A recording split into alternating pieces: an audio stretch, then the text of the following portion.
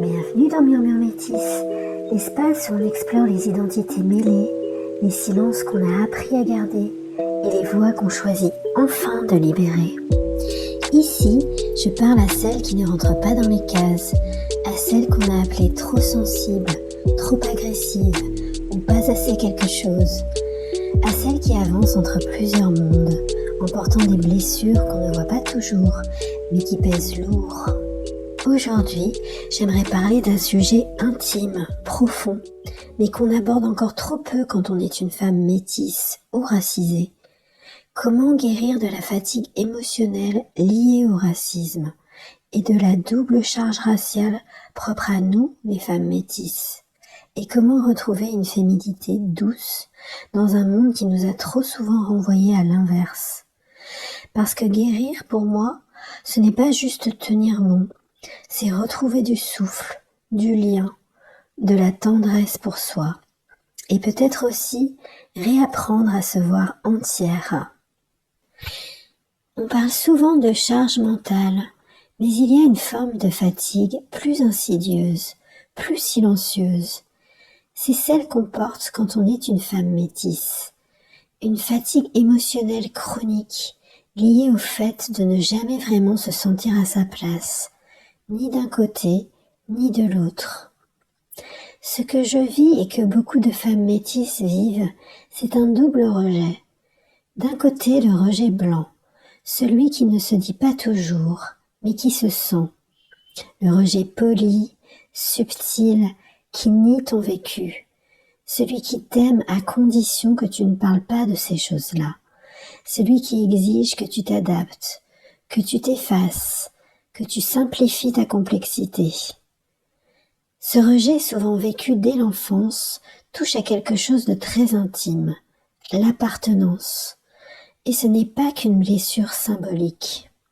Les recherches en psychologie montrent que le rejet social active les mêmes zones du cerveau que la douleur physique. Ton système nerveux, lui, comprend très vite que tu n'es pas en sécurité. Alors il se protège. Tu construis une carapace. Tu apprends à ne pas trop ressentir. Tu te déconnectes de ton corps, de ta tristesse, de ta douceur. Et en apparence, tu tiens. Tu souris, tu encaisses. Tu joues le rôle de celle qui va bien, celui qu'on t'a assigné. Mais à l'intérieur, c'est l'épuisement. Une hypervigilance constante, comme un fond de bruit mental que tu ne peux jamais vraiment éteindre. C'est exactement ce que décrit la psychologue clinicienne Yaocha Di Almeida dans ses recherches sur les femmes racisées. Les micro-agressions racistes, les non-dits, les exclusions subtiles créent un stress émotionnel chronique comparable à celui des personnes exposées à des violences prolongées. Elle explique que cette violence psychique, lorsqu'elle est quotidienne et banalisée, engendre une forme d'épuisement spécifique, proche du burn-out, mais rarement reconnue dans les discours dominants sur la santé mentale. Yaocha Di Almeida insiste sur le fait que ce stress n'est pas juste émotionnel, il est neurologique, hormonal, systémique. Et qu'il est urgent de reconnaître ses effets concrets sur le bien-être psychique des femmes racisées. Et puis il y a l'autre côté, le rejet de la communauté noire, qui blesse différemment, parce qu'on voudrait y trouver refuge. Mais parfois ce qu'on y trouve, c'est la méfiance, le soupçon, le rejet des femmes lié au colorisme. Une blessure héritée directement et essentiellement, ne l'oublions pas, des hiérarchies imposées par le regard blanc. Là aussi, on te dit que tu n'es pas vraiment noir. Trop clair, trop lisse, trop privilégié. Ce rejet fait mal, mais je le ressens comme moins violent parce qu'il vient d'une douleur collective. Il n'a pas le même pouvoir de destruction que le rejet blanc parce qu'il ne s'appuie pas sur un système qui domine. Et parfois, il peut s'ouvrir à la réconciliation. Mais quand les deux rejets se croisent, il ne reste plus d'espace où se reposer. Plus de lieux sûrs. Et c'est là que la fatigue devient structurelle.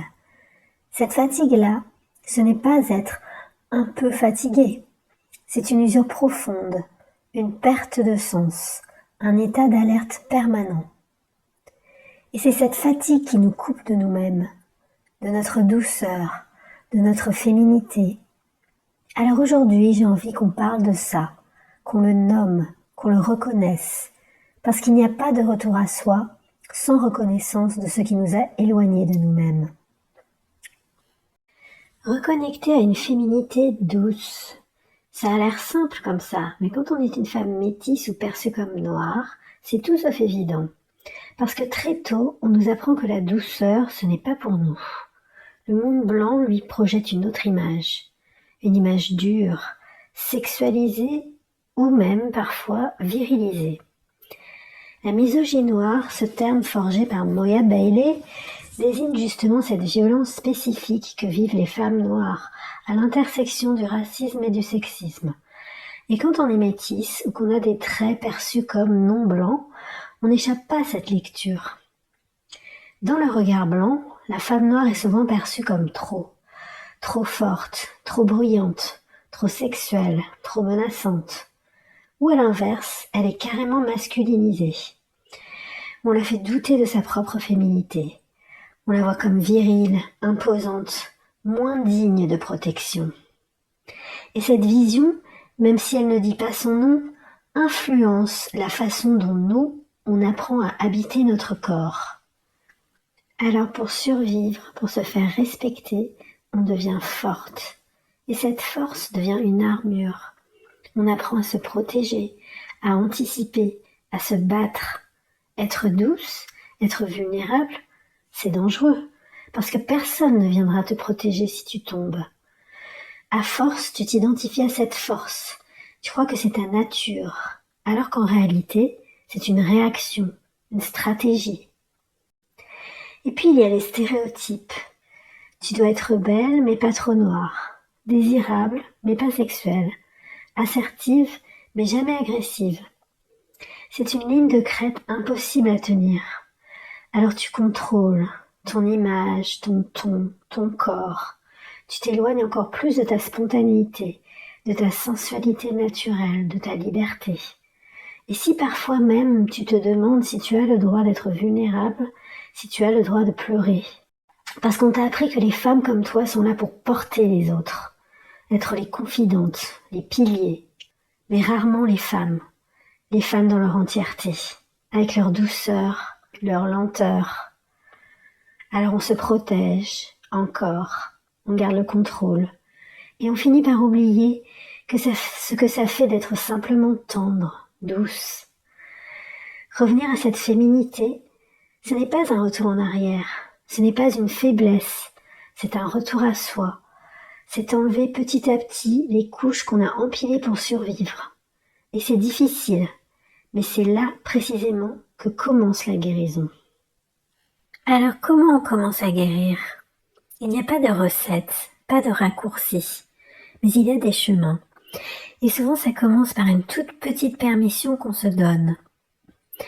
La permission d'arrêter de porter, de ne pas être forte, de dire « là j'en peux plus ».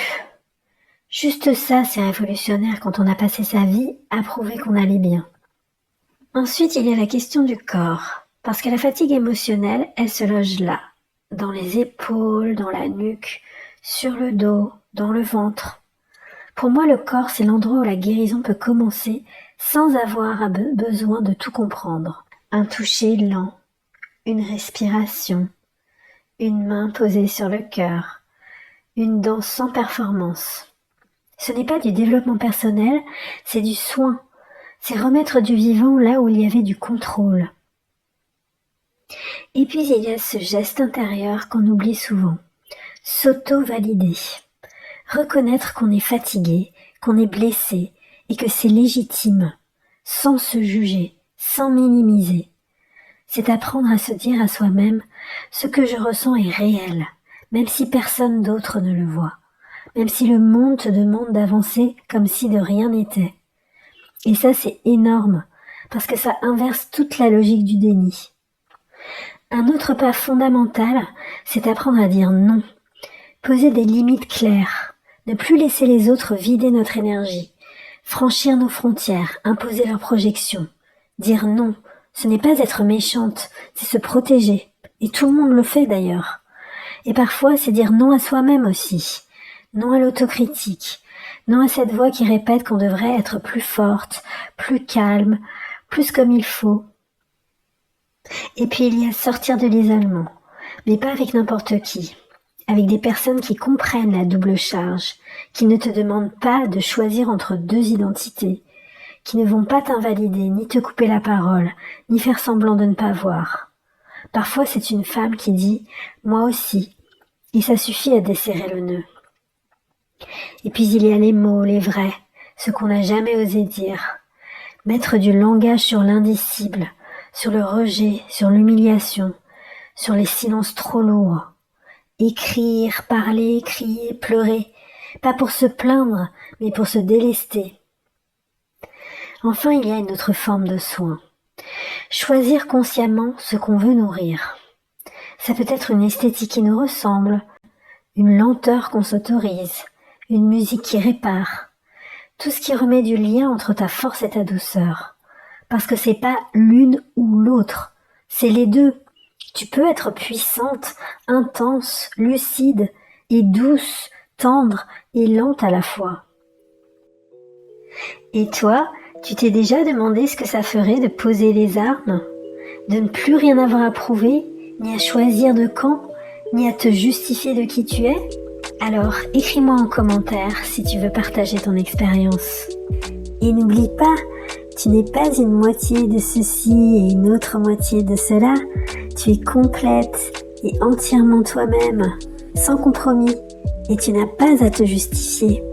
Alors à très vite en murmure métisse.